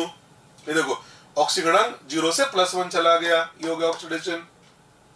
बैलेंस कर देते हैं, इसमें 2 मरकरी है, 2 से मल्टीप्लाई किया, मरकरी बैलेंस हो गया। इधर क्लोरीन कितने 2, तो 2Cl- जोड़ना है। अब चार्ज कितना हो गया, इधर -2 हुआ, इधर 2 इलेक्ट्रॉन, तो ये लीजिए भी बैलेंस हो गया। कैथोड की अभिक्रिया, कैथोड में रिडक्शन होगा, तो रिडक्शन कब होगा, जब Hg2Cl2 से Hg बनाएंगे। लीजिए Hg2Cl2 Hg बना दिया, ऑक्सीडेशन नंबर 1, ऑक्सीडेशन नंबर +1 से कहां चला गया, ये 0 में चला गया, ठीक है। मरकरी को बैलेंस करें, इधर 2 मरकरी है, इधर 0, इधर 1 है, तो 2 से मल्टीप्लाई किया, मरकरी बैलेंस हो गया। इधर क्लोरीन 2 है, तो यहाँ 2Cl- एक्वस कर दिया है। चार्ज को बैलेंस करने के लिए 2 इलेक्ट्रॉन आ गए, ये एनोड की अभिक्रिया आ गई और ये हमारे पास में कैथोड की अभिक्रिया आ गई है, ठीक है। इस प्रकार से इसको प्रदर्शित किया जाता है और ये इसके एनोड और कैथोड की अभिक्रिया है, ठीक है। इसी प्रकार से दूसरे इलेक्ट्रोड हम लेते हैं सिल्वर क्लोराइड इलेक्ट्रोड। अभी जो इलेक्ट्रोड लिया था, इस इलेक्ट्रोड को दोबारा से देखें, इस इलेक्ट्रोड को दोबारा से देखें, ये क्या लिखा हमने, देखो ये लिखा हमने मर्क्यूरस क्लोराइड इलेक्ट्रोड, समझ ना। Hg2Cl2 इसको बोला हमने मर्क्यूरस क्लोराइड इलेक्ट्रोड। अब हम क्या लिखने जा रहे हैं, अब हम लिखने जा रहे हैं सिल्वर क्लोराइड इलेक्ट्रोड, बिल्कुल 2 कॉपी है। इसको लिखने का तरीका होता है, प्रेजेंट करने का तरीका AgCl ऑब्लिक करके KCl एक्वस, इसका रिप्रेजेंटेशन। अभिक्रिया लिखना है अभिक्रिया। अब इसमें क्या है, एक तो Ag है और एक AgCl है। Ag में ऑक्सीडेशन नंबर होगा 0, AgCl में होगा +1। तो ऑक्सीडेशन, अगर एनोड की अभिक्रिया लिखोगे तो Ag से AgCl बना दोगे। ये लीजिए Ag से हमने AgCl बना दिया। बैलेंस करना, क्लोरीन को बैलेंस करने के लिए Cl-1 को जोड़ना है। Cl-1 को चार्ज को बैलेंस करने के लिए एक इलेक्ट्रॉन आ गया। कैथोड की अभिक्रिया लिखनी है तो AgCl से आप Ag बना दो, तो AgCl सॉलिड प्लस इलेक्ट्रॉन से Ag सॉलिड प्लस Cl-1 बना दिया। समझ में आ गई बात। अभी जो सेकेंडरी रेफरेंस इलेक्ट्रोड है, इन सेकेंडरी रेफरेंस इलेक्ट्रोड के लिए बोला जाता है कि इनका जो SRP है या जो SOP है, वो हमने जो KCl काम में लिया ना, उस KCl की सांद्रता पे निर्भर करता है। तो लिख भी दिया मैंने, इन इलेक्ट्रोड का इलेक्ट्रोड विभव KCl विलयन की सांद्रता पर निर्भर करता है। तो जब एग्जाम में सवाल आता है ना, तो इन इलेक्ट्रोड के पोटेंशियल वो दे देता है। और हाइड्रोजन इलेक्ट्रोड अगर दे रखा है तो उसका पोटेंशियल देगा तो 0 वोल्ट देगा, और नहीं भी दे रखा है तो अगर मानक हाइड्रोजन इलेक्ट्रोड है तो उसका पोटेंशियल हमको 0 लेके सवाल को सोल्व कर लेना है। तो मैंने आपको ये रेफरेंस इलेक्ट्रोड के बारे में बता दिया है। अब हम क्या करते हैं, हमें रेफरेंस इलेक्ट्रोड पता लग गया तो हम क्या करते हैं, ये जो प्राइमरी रेफरेंस इलेक्ट्रोड जिसको हमने बोला ना मानक हाइड्रोजन इलेक्ट्रोड, इस मानक हाइड्रोजन इलेक्ट्रोड को हम लेते हैं और इसकी सहायता से हम क्या करते हैं, हमारे पास जितने भी इलेक्ट्रोड है उन सभी इलेक्ट्रोड के इलेक्ट्रोड पोटेंशियल ज्ञात कर लेते हैं। रेफरेंस इलेक्ट्रोड क्या लिया हमने, रेफरेंस इलेक्ट्रोड हमने ले लिया मानक हाइड्रोजन इलेक्ट्रोड। रेफरेंस इलेक्ट्रोड लिया हमने मानक हाइड्रोजन इलेक्ट्रोड, और उस मानक हाइड्रोजन इलेक्ट्रोड के साथ में जितने भी इलेक्ट्रोड बन सकते थे सबको 1 बाय 1 करके सबको जोड़ दिया। तो क्या हुआ, कोई इलेक्ट्रोड का तो SRP आएगा और किसी का SOP आ जाएगा। तो जिनका SRP आया वो तो ठीक है, जिनका SOP आया उनका चिन्ह बदल के और उसका भी मैंने SRP बना दिया। ऐसे करके मैंने क्या किया, जितने भी तत्व होते हैं उनके हाइड्रोजन इलेक्ट्रोड की सहायता से सबके SRP ज्ञात कर लिया, और SRP ज्ञात करके और उनको SRP के बढ़ते क्रम में जमा दिया। तो एक अरेंजमेंट बनेगा, एक सीरीज बनेगी, और वो जो सीरीज बनी उस सीरीज को बोल दिया जाता है विद्युत रासायनिक सीरीज, उसको बोल दिया जाता है इलेक्ट्रोकेमिकल सीरीज। अब हम आपको इलेक्ट्रोकेमिकल सीरीज के बारे में बताएंगे। ओके बच्चों, अब हम आपसे बात करने जा रहे हैं इलेक्ट्रोकेमिकल सीरीज के बारे में। जैसा कि अपन डिस्कस किया था कि हमारे पास डिफरेंट एलिमेंट है, उन डिफरेंट एलिमेंट को हमारे पास डिफरेंट एलिमेंट है, उन डिफरेंट एलिमेंट को उनके SRP के बढ़ते क्रम में जमा है। तो एक अरेंजमेंट बनेगा, वो जो अरेंजमेंट बनता है, वो जो सीरीज बनती है उसको बोल दिया जाता है विद्युत रासायनिक श्रेणी, उसको बोल दिया जाता है इलेक्ट्रोकेमिकल सीरीज। तो अब हम आपसे इलेक्ट्रोकेमिकल सीरीज विद्युत रासायनिक श्रेणी के बारे में डिस्कस करने जा रहे हैं। विद्युत रासायनिक श्रेणी का मतलब क्या है, तो विद्युत रासायनिक श्रेणी का मतलब आपके पास में जो डिफरेंट एलिमेंट है उन डिफरेंट एलिमेंट को आप SRP के बढ़ते क्रम में जमा दो, या से बोल सकते हैं SOP के घटते क्रम में जमा दो, तो एक अरेंजमेंट बनेगा। वो जो भी अरेंजमेंट बनेगा उस अरेंजमेंट को बोल दिया जाता है इलेक्ट्रोकेमिकल सीरीज, उसको बोल दिया जाता है, उसी को बोलते हैं हम सक्रियता श्रेणी। सक्रियता श्रेणी इसलिए बोला जाता है क्योंकि वो जो सीरीज है उसकी मदद से हम रिएक्टिविटी या सक्रियता का क्रम भी पता लगा सकते हैं। तो हमने डेफिनेशन लिखी इसकी, और विभिन्न तत्वों का SRP का बढ़ता क्रम अथवा SOP का घटता क्रम विद्युत रासायनिक श्रेणी कहलाता है। इसे सक्रियता श्रेणी भी कहा जाता है, और इसी को हम बोलते हैं सक्रियता श्रेणी, इसी को बोलते हैं हम एक्टिविटी सीरीज। ठीक है, चलिए अब सक्रियता श्रेणी क्या है, तो ये सीरीज मैं आपको बता देता हूँ। इसके लिए हमने 3 कॉलम बनाए। फर्स्ट कॉलम में लिखा हमने इलेक्ट्रोड, दूसरे कॉलम में हम लिखेंगे इलेक्ट्रोड की रिएक्शन, इलेक्ट्रोड रिएक्शन। अब देखो इलेक्ट्रोड की जो अभिक्रिया है ना, वो आप अपचन की भी लिख सकते हो, आप ऑक्सीकरण की भी लिख सकते हो। तो मैं SRP लिख रहा हूं ना, इसलिए मैं अभिक्रिया भी अपचन के लिखूंगा, तो ब्रैकेट में लिख दिया रिडक्शन अपचन, और यहाँ लिखूंगा सबके SRP वोल्ट के अंदर। ठीक है, देखो सबसे ऊपर जो एलिमेंट में लिखूंगा ना उसका SRP सबसे कम होगा, और जो सबसे नीचे एलिमेंट होगा उसका SRP सबसे ज्यादा होगा। हमने बोला SRP का बढ़ता क्रम, इसका मतलब लिथियम सब नीचे की ओर जा रहे हैं तो SRP का मान बढ़ रहा है। ऐसे बोल सकते हैं कि जो लिथियम है उसका SRP सबसे कम है और SOP सबसे ज्यादा है, और जो सबसे नीचे होगा उसका SRP सबसे ज्यादा होगा, उसका SOP सबसे कम होगा। एलिमेंट कौन कौन से देखिए, एलिमेंट लिखा हमने lithium, potassium, barium, calcium, sodium, magnesium, aluminium, manganese, water, H2O, zinc, chromium, और भी है आगे बताता हूं मैं, iron, cadmium, cobalt, nickel, Ni, S N tin, Pb, lead, H2 hydrogen, और आगे बढ़ते हैं। हाइड्रोजन के बाद copper, iodine, Hg mercury, Ag silver, Br2, Cl2, platinum, gold and fluorine, ये सबसे नीचे एलिमेंट है। ठीक है, तो आप देखें शुरुआत हमने कहां से करी, लिथियम से करी, यानी सबसे ऊपर एलिमेंट कौन सा है, लिथियम आया, और सबसे नीचे एलिमेंट हमारे पास है फ्लोरीन आया, और बीच में आया था हाइड्रोजन। मैंने आपको बताया था कि जो हाइड्रोजन है, हाइड्रोजन का SR भी 0 वोल्ट होता है। इसका मतलब ये हुआ, देखो हम यहां से स्टार्ट हुए तो हाइड्रोजन का SR भी 0 वोल्ट है ना, तो हम ऐसे बोल सकते हैं ना कि हाइड्रोजन के ऊपर जितने भी एलिमेंट होंगे उनका SR भी हाइड्रोजन से कम होगा, और हाइड्रोजन के नीचे जो एलिमेंट है उनका SR भी हाइड्रोजन से ज्यादा होगा। तो आप समझ सकते हैं कि हाइड्रोजन के ऊपर जितने भी एलिमेंट है उनका SR भी होगा नेगेटिव, और हाइड्रोजन के नीचे जितने भी एलिमेंट है उसका SR भी पॉजिटिव होगा। ठीक है, देख सकते हैं आप लिथियम में इसका SR भी है -3.05, मोस्ट नेगेटिव, बढ़ते गए -0.83, और फिर आगे आए तो हाइड्रोजन पे आके 0, उसके बाद पॉजिटिव हो जाएगा। तो मैं समझ सकता है इस इलेक्ट्रोकेमिकल सीरीज के अंदर हाइड्रोजन के ऊपर जितने भी एलिमेंट है उनके SR भी नेगेटिव होते हैं, और हाइड्रोजन के नीचे जो एलिमेंट है उसका SR भी पॉजिटिव होता है। या हम ऐसे बोल सकते हैं, हम इसको ऐसे भी समझ सकते हैं, अगर किसी एलिमेंट का SR भी नेगेटिव है तो इसका मतलब वो ECS में हाइड्रोजन के ऊपर पाया जाता है, और किसी एलिमेंट का SR अगर धनात्मक है इसका मतलब वो ECS में हाइड्रोजन के नीचे पाया जाता है। Clear point. अब ये एलिमेंट हमें याद होने चाहिए, ये सीरीज याद होना बहुत जरूरी है। इसको हमने याद कैसे किया, वो याद करने का तरीका बता देता हूं। देखो उधर देखा हमने लेके बारात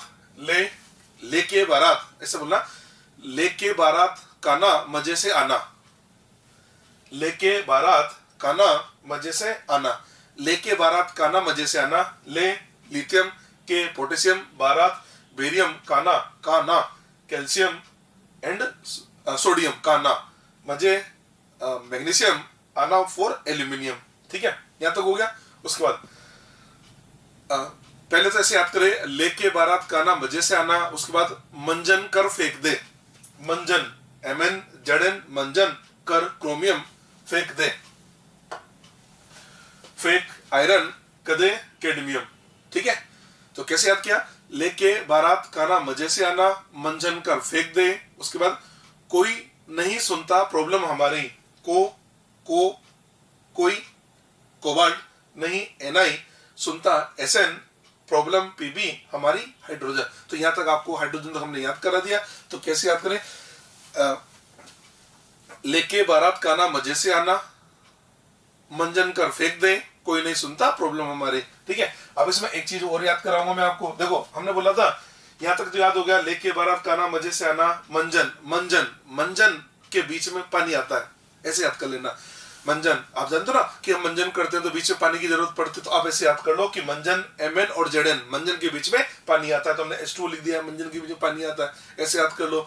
अब देखो जो वाटर है, वाटर की रिडक्शन की भी रिएक्शन होती है और वाटर की ऑक्सीडेशन की भी रिएक्शन होती है। अगर वाटर का ऑक्सीडेशन होता है तो ऑक्सीजन गैस बनती है, और वाटर का अगर रिडक्शन होता है तो हाइड्रोजन गैस बनती है।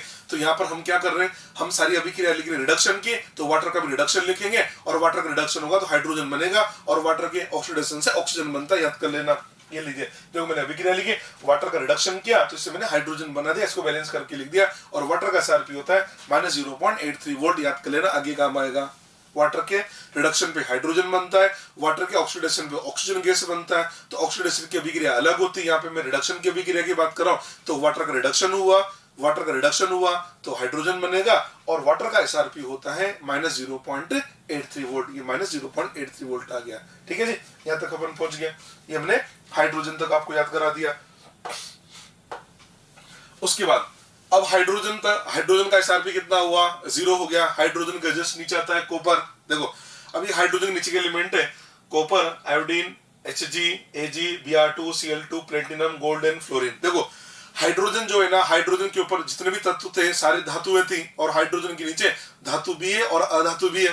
देखो कॉपर धातु हो गया, I2 हो गया, I2, Br2, Cl2, F2, ये तो नॉन मेटल हो गया ना। इसका मतलब ये जो ECS है, इस ECS के अंदर हाइड्रोजन के ऊपर सभी हाइड्रोजन के ऊपर तो सारे एलिमेंट मेटल है, और हाइड्रोजन के नीचे जो है ना वो मेटल भी है, नॉन मेटल भी। तो मैंने क्या किया, हाइड्रोजन के नीचे जो एलिमेंट है उसमें से मेटल नॉन मेटल को एक बार के लिए अलग कर दिया। देखो मेटल को देखें तो मेटल कौन सा है, कॉपर, इसका फर्स्ट लेटर मैंने C ले लिया। दूसरा मेटल आ गया Hg, H ले लिया, सिल्वर A ले लिया, प्लेटिनम का P लिया, और गोल्ड का हमने A ले लिया, तो CHAPA छापा। तो छापा से याद कर लेना, CHAPA छापा, CHA, C का मतलब कॉपर, CH का मतलब मरकरी, CHA का मतलब हो गया सिल्वर, P का मतलब प्लेटिनम, और A का मतलब गोल्ड। इस टाइप से आपको ये मेटल याद हो जाएगी। इनको हटा दे तो हमारे पास क्या बचा, आयोडीन, ब्रोमीन, क्लोरीन और फ्लोरीन। सबसे नीचे फ्लोरीन है तो ये वैसे भी याद हो गया, फ्लोरीन, क्लोरीन, ब्रोमीन, आयोडीन। तो आप इनको मेटल नॉन मेटल को अलग अलग याद कर लीजिए। तो नॉन मेटल कैसे याद करेंगे, सबसे नीचे फ्लोरीन है, फ्लोरीन, फ्लोरीन के बाद आएगा क्लोरीन, फ्लोरीन, क्लोरीन, ब्रोमीन। देखो फ्लोरीन, क्लोरीन, ब्रोमीन, आयोडीन। तो ये तो आपको नॉन मेटल याद होगी। मेटल की बात करें तो छापा से याद कर लो। अच्छा, सी का मतलब कॉपर, एच का मतलब Hg और ए सिल्वर, प्लेटिनम एंड गोल्ड। इस टाइप से इनको याद कर लेना। और आप देखो मैंने आपसे बोला अब फ्लोरीन है, फ्लोरीन का जो एसआरपी है मैंने इसके आगे लिख दिया है। फ्लोरीन का एसआरपी होता है प्लस 2.87 वोल्ट और कॉपर का होता है प्लस 0.34 वोल्ट। तो आप देख सकते हैं सबसे ऊपर कौन था, लिथियम। लिथियम का जो एसआरपी था -3 लिथियम का एसआरपी देख लीजिए, लिथियम का एसआरपी -3.05 वोल्ट है। उसके बाद बीच में हाइड्रोजन आया, हाइड्रोजन का जो एसआरपी है, हाइड्रोजन का एसआरपी हमारे पास आता है 0 वोल्ट। और सबसे नीचे हमारे पास फ्लोरीन है, और जो फ्लोरीन है, फ्लोरीन का एसआरपी प्लस 2.87 वोल्ट आता है। तो हम ऐसे बोल सकते हैं फ्लोरीन का एसआरपी मैक्सिमम होता है और एसओपी मिनिमम होगा, लिथियम का एसआरपी मिनिमम होगा और एसओपी मैक्सिमम होता है। ये हमने एक आपको इलेक्ट्रोकेमिकल सीरीज बता दी। और अभी गिरा सबकी अपचयन के लिए देखो, जैसे फ्लोरीन है तो फ्लोरीन के इलेक्ट्रोड में होगा क्या, एक तो F2 होगा, एक F- होगा। तो या तो आप F2 से F- बनाओगे या F- से F2 बनाओगे। अब अभी की अपचयन की लिखनी है तो आप F2 से F- बनाओगे, जब तो ऑक्सीकरण 0 से माइनस बन जाएगा ना, 0 से माइनस बन जाएगा तभी तो रिडक्शन की अभिक्रिया होगी। ये सब ऐसे लिख रखे। गोल्ड Au+3 से Au बना दिया। सिल्वर ये जो मरकरी है Hg, ये हमने Hg2+2 से हमने Hg बना दिया, सब में रिडक्शन हो रहा है। कॉपर की अभिक्रिया देख सकते हैं, कॉपर +2 से कॉपर बना दिया। बाकी की नहीं लिख रहा हूं, इनकी जैसे आ जाती है। और देख लीजिए आयरन वगैरह रहे, आयरन +2+2 इलेक्ट्रॉन से आयरन बना दिया, कैडमियम +2+, सबकी रिडक्शन की अभिक्रिया लिख रही है हमने, सबका रिडक्शन हो रहा है। ठीक है, तो ये हमने आपको इलेक्ट्रोकेमिकल सीरीज के बारे में समझा दिया। अब इसके बारे में कुछ और पॉइंट है वो आपको बता देता हूं, देख लीजिए। वैसे मैं आपसे बोल चुका हूं, फिर भी एक बार के लिए फिर रिवाइज कर लेते हैं। ECS में ऊपर से नीचे का मतलब लिथियम से फ्लोरीन, ECS में ऊपर से नीचे जाने पर SRP का मान बढ़ता है जबकि SOP का मान कम होता है। ये मैं आपको बता चुका हूं। अगला पॉइंट, लिथियम का SRP न्यूनतम होता है जबकि फ्लोरीन का SRP अधिकतम होता है, ये भी बता चुका हूं। अगला पॉइंट, लिथियम का SOP अधिकतम होगा, फ्लोरीन का SOP न्यूनतम होगा, ये भी मैं डिस्कस कर चुका हूं। नेक्स्ट, ECS में हाइड्रोजन के ऊपर स्थित सभी तत्वों के SRP ऋणात्मक होते हैं, ये भी मैं बता चुका हूं। और ECS में हाइड्रोजन के नीचे जो तत्व है उनके SRP धनात्मक होते हैं, ये भी मैंने आपको बता दिया। अगला पॉइंट देखो, आपने देखा ये जो इलेक्ट्रोकेमिकल सीरीज है, इस इलेक्ट्रोकेमिकल सीरीज के अंदर हाइड्रोजन के ऊपर भी धातुएं पाई जाती है और हाइड्रोजन के नीचे भी धातुएं पाई जाती है, जबकि अधातु केवल और केवल हाइड्रोजन के नीचे होती है। इसका मतलब ये हुआ जो धातु होती है उसका SRP धनात्मक या ऋणात्मक दोनों हो सकते हैं, जबकि जो नॉन मेटल है उसका SRP केवल और केवल धनात्मक होता है। तो ये एक हिंट है जो हमारे क्वेश्चन वगैरह सोल्व करने में काम आएगा। हिंट क्या है, धातु के SRP धनात्मक या ऋणात्मक कुछ भी हो सकते हैं, जबकि अधातुओं के SRP केवल और केवल धनात्मक होते हैं। ये लिखा हमने, धातुओं के SRP धनात्मक या ऋणात्मक हो सकते हैं जबकि अधातुओं के SRP हमेशा धनात्मक होते हैं। अगर किसी का SRP पॉजिटिव है तो वो मेटल भी हो सकता है और नॉन मेटल भी हो सकता है। हाँ, अगर किसी का SRP केवल और केवल नेगेटिव है, इसका मतलब वो 100% मेटल ही है, वो नॉन मेटल हो ही नहीं सकता। समझ में आई बात? चलिए जी आगे बढ़ते हैं। अब ये तो मैंने आपको इलेक्ट्रोकेमिकल सीरीज बता दी। अभी इस इलेक्ट्रोकेमिकल सीरीज के एप्लीकेशन क्या है, इसका अनुप्रयोग क्या है, अब हम बता रहे एप्लीकेशन ऑफ ECS, इसके अनुप्रयोग। ठीक है, चलिए बढ़ते हैं आगे। सबसे पहले जो अनुप्रयोग है वो हमने ले लिया है रिएक्टिविटी ऑफ मेटल, धातुओं की क्रियाशीलता। हम इस ECS की मदद से धातुओं की क्रियाशीलता के बारे में बता सकते हैं। ठीक है, देखो सबसे पहला कॉन्सेप्ट तो ये दिमाग में फिट कर लो, जैसे मान लो डिफरेंट एलिमेंट है, उनके SRP आपको दे रखे, किसी का SRP कम होगा, किसी का ज्यादा होगा। जिसका SRP ज्यादा होता है, सुनो हम इसको ऐसे लिख सकते हैं, या इधर मैं साइड में लिख देता हूं कि जो रिडक्शन अपचेंज होता है ना, रिडक्शन जो होता है वो SRP के समानुपाती होगा। नंबर 1, ये कॉन्सेप्ट क्लियर है तो बहुत ही बढ़िया रहेगा आपके लिए। और जो ऑक्सीडेशन रहता है ये SOP के समानुपाती होता है। हम ऐसा बोल सकते हैं जिसका SRP जितना ज्यादा होगा उसका अपचयन उतना ज्यादा होगा, जिसका SOP जितना ज्यादा होगा उसका ऑक्सीकरण उतना ज्यादा होता है। यानी जो ऑक्सीकरण है वो SOP के समानुपाती है और जो अपचयन है वो SRP के समानुपाती होता है। चलो अब मेटल की क्रियाशीलता में क्या देखेंगे, तो मेटल की क्रियाशीलता में हम देखेंगे इलेक्ट्रॉन देने की प्रवृत्ति। अब इलेक्ट्रॉन देने की प्रवृत्ति इलेक्ट्रॉन देने की प्रवृत्ति मतलब ऑक्सीकरण, तो ऑक्सीकरण किसका ज्यादा होगा, तो जिसका एसओपी ज्यादा होगा। तो मैं से बोलते हैं जिसका एसओपी ज्यादा होगा उसका ऑक्सीकरण ज्यादा होगा, उसकी इलेक्ट्रॉन देने की प्रवृत्ति ज्यादा होगी, इसका मतलब वो अधिक क्रियाशील धातु होगी, यानी धातु की क्रियाशीलता एसओपी के समानुपाती है, या से बोलते एसआरपी के व्युत्क्रमानुपाती है। तो मैं से बोल सकते हैं रिएक्टिविटी ऑफ मेटल समानुपाती है एसओपी के या व्युत्क्रमानुपाती है एसआरपी के। इसका मतलब जिस एलिमेंट का एसआरपी सबसे कम होगा उस एलिमेंट की उस धातु की क्रियाशीलता सबसे ज्यादा होगी। सबसे कम जो एसआरपी है वो होता है हमारा लिथियम का, हमें से बोल सकते हैं लिथियम जो है सर्वाधिक क्रियाशील धातु है। तो ईसीएस में ऊपर से नीचे जाने पे देखो, ईसीएस में आप ऊपर से नीचे गए एसआरपी का मान बढ़ा, अगर एसआरपी का मान बढ़ा तो रिएक्टिविटी ऑफ मेटल कम होगी। तो मैं से बोल सकते हैं ईसीएस में ऊपर से नीचे जाने पर धातु की क्रियाशीलता कम होती है। ईसीएस में ऊपर से नीचे जाने पर धातु की क्रियाशीलता कम होती है, ऐसे बोल सकते हैं लिथियम सर्वाधिक क्रियाशील धातु होती है। ठीक है, चलिए अब देखो, अब आप कहेंगे सर हम जब हम आवर्त सारणी पढ़ते हैं ना तो वहां तो हमें बताते हैं कि सीजियम जो है वो सर्वाधिक क्रियाशील धातु होती है। अब आपको एक कंसेप्ट आपको समझा देता हूं। देखो धातु की जो क्रियाशीलता है, धातु की जो क्रियाशीलता है, एक हम बताते हैं जलीय विलयन में, एक हम बताते थे गैसीय अवस्था में।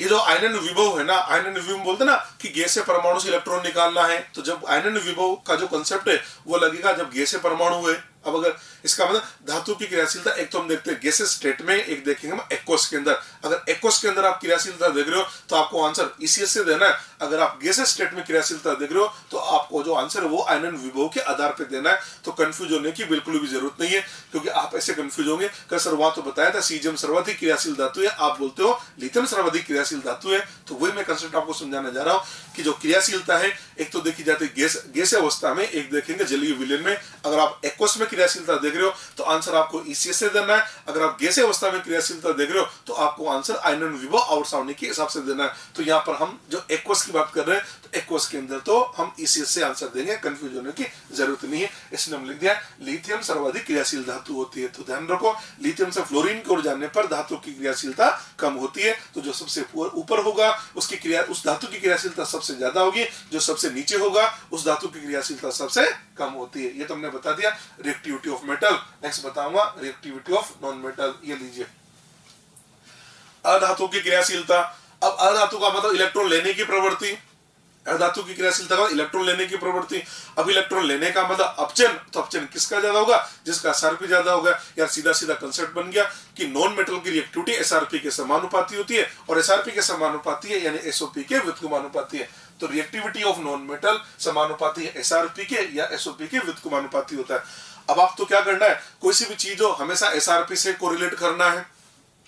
चलिए जी, एसआरपी के समानुपाती है। अब ईसीएस में ऊपर से नीचे गए, ऊपर से नीचे गए लिथियम से फ्लोरीन की ओर गए, एसआरपी का मान बढ़ेगा तो अधातु की क्रियाशीलता भी बढ़ेगी। तो अपन ऐसा कॉन्सेप्ट बना सकते हैं कि लिथियम से फ्लोरीन की ओर जाने पर धातु की क्रियाशीलता तो कम होती है और अधातु की क्रियाशीलता बढ़ती है। यानी जो सबसे नीचे अधातु होगा उसकी क्रियाशीलता सबसे ज्यादा होगा, और सबसे नीचे फ्लोरीन, तो हम बोल सकते हैं फ्लोरीन हमारी सर्वाधिक क्रियाशील अधातु है। ये लिखा हमने, फ्लोरीन सर्वाधिक क्रियाशील अधातु है। ठीक है, इसके आधार पे हम चाहे ना तो हेलोजन की क्रियाशीलता का क्रम भी जमा सकते हैं। आपको याद है ईसीएस में सबसे नीचे कौन था, फ्लोरीन, फिर क्लोरीन, फिर ब्रोमीन, आयोडीन, और ऊपर से नीचे जाने पे क्रियाशीलता बढ़ेगी। तो हेलोजन की क्रियाशीलता का क्रम क्या होगा, फ्लोरीन की क्रियाशीलता सबसे ज्यादा होगी, उसके बाद आएगा क्लोरीन, फिर ब्रोमीन और फिर आयोडीन। ऐसे हम हेलोजन की रिएक्टिविटी भी जमा सकते हैं। Clear point.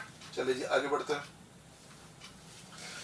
नेक्स्ट लिया मैंने ऑक्सीकारक तथा अपचायक सामर्थ्य। तीसरा एप्लीकेशन ऑक्सीकारक तथा अपचायक सामर्थ्य। ऑक्सीकारक कौन होते हैं, पहले ये समझ लो। ऑक्सीकारक वो पदार्थ होते हैं जो दूसरे का ऑक्सीकरण करते हैं और खुद का अपचयन हो जाता है। अपचायक वो पदार्थ होते हैं जो दूसरे का अपचयन करेंगे और खुद का ऑक्सीकरण हो जाता है। ये कंसेप्ट दिमाग फिट कर लो।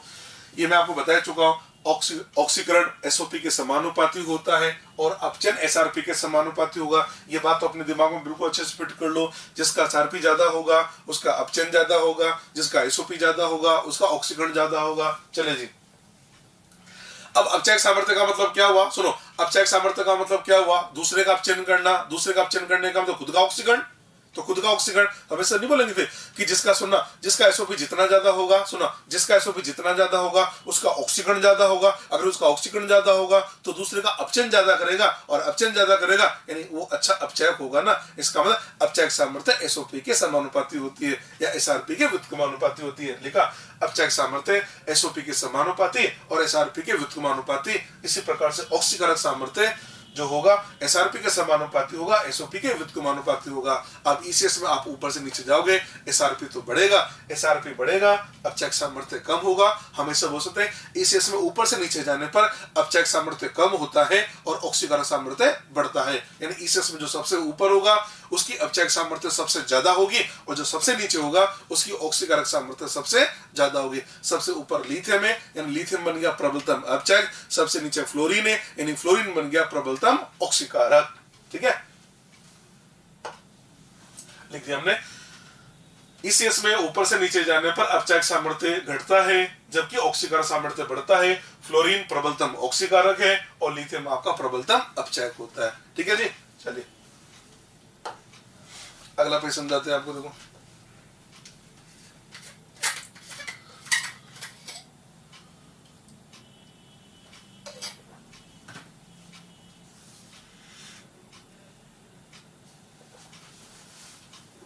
चलिए देखो ईसीएस है, ईसीएस में सबसे ऊपर कौन है? लिथियम का इलेक्ट्रोड है, और सबसे नीचे कौन है? फ्लोरीन का इलेक्ट्रोड है। लिथियम के इलेक्ट्रोड को क्या लिखोगे? लिथियम और लिथियम आयन, तो लिथियम प्लस ऑब्लिक करके लिथियम, ये लिथियम का इलेक्ट्रोड लिख दिया मैंने। फ्लोरीन के इलेक्ट्रोड क्या लिखोगे? F2 F- से मिलकर बना है, तो ये लिखा मैंने F2 ऑब्लिक F- ये फ्लोरीन का इलेक्ट्रोड है। तो मैंने पूरी ईसीएस की बात कर ली, बीच के एलिमेंट में नहीं लिखे, एक टॉप और बॉटम का लिख लिया मैंने, तो टॉप और बॉटम लिख दिया। टॉप पे कौन है? लिथियम का इलेक्ट्रोड है, लिथियम का इलेक्ट्रोड लिथियम और लिथियम आयन से मिलकर बनेगा। बॉटम पे कौन है? फ्लोरीन का इलेक्ट्रोड है, फ्लोरीन का जो इलेक्ट्रोड है वो F2 F- से मिलकर बना है, ये लीजिए हमने। इसको बोलते हैं टॉप एलिमेंट है, ये हमारा बॉटम एलिमेंट है। अभी भी हमने क्या बोला? जो सबसे ऊपर होगा वो प्रबलतम अपचयक होगा, लिखा मैंने इसके आगे देखो प्रबलतम अपचयक। फ्लोरीन सबसे नीचे है तो इसके लिए क्या बोला? प्रबलतम ऑक्सीकारक। हमने लिखा प्रबलतम ऑक्सीकारक, इसका मतलब ये हुआ ये प्रबलतम अपचयक है, यानी ऊपर से नीचे जाने पर अपचयक सामर्थ्य कम होगी। जो सबसे नीचे होगा वो दुर्बलतम अपचयक होगा, तो यहाँ पे लिखा मैंने दुर्बलतम अपचयक। ये प्रबलतम ऑक्सीकारक है, ये प्रबलतम ऑक्सीकारक है। इसका मतलब ऊपर अगर जाते हैं अपचयक ऑक्सीकारक सामर्थ्य कम होगा, और जो सबसे ऊपर होगा वो दुर्बलतम ऑक्सीकारक होगा। हमने लिखा दुर्बलतम ऑक्सीकारक। इसका मतलब लिथियम के इलेक्ट्रोड के आगे हमने क्या लिखा? प्रबलतम अपचयक, उसके साथ में लिखा दुर्बलतम अपचयक, सॉरी दुर्बलतम ऑक्सीकारक। फ्लोरीन का जो इलेक्ट्रोड है उसके आगे हमने लिखा प्रबलतम ऑक्सीकारक, उसके साथ में लिखा हमने दुर्बलतम अपचयक, ये लिख दिया हमने। ठीक है, अब देखो जैसे लिथियम का इलेक्ट्रोड है, अब लिथियम के इलेक्ट्रोड में क्या होगा? या तो अभिक्रिया कैसे होगी? या तो लिथियम से लिथियम आयन बने या लिथियम आयन से लिथियम बने, यही होगा। देखो अगर लिथियम से लिथियम आयन बनता है, अगर लिथियम से लिथियम आयन बना, इसका मतलब इसका ऑक्सीकरण हुआ। अगर खुद का ऑक्सीकरण हुआ तो दूसरे का अपचयन करेगा, मतलब ये अपचयक की तरह काम करेगा। बोल देंगे इसमें लिथियम अपचयक की तरह काम करेगा। नंबर 1। दूसरा, अगर लिथियम आयन से लिथियम बनता है, अगर लिथियम आयन से लिथियम बना, इसका मतलब क्या हुआ? ऑक्सीकरण प्लस 1 से 0 में चला गया, यानी इसका अपचयन हुआ। खुद का अपचयन हुआ तो दूसरे का ऑक्सीकरण करेगा, यानी ऑक्सीकारक की तरह काम करेगा। इसका मतलब समझे कि जो लिथियम का इलेक्ट्रोड है, उस लिथियम के इलेक्ट्रोड में जो आपका लिथियम है Li है, वो तो अपचयक की तरह काम कर रहा है, और जो Li प्लस है वो आपका ऑक्सीकारक की तरह काम कर रहा है। समझ ना?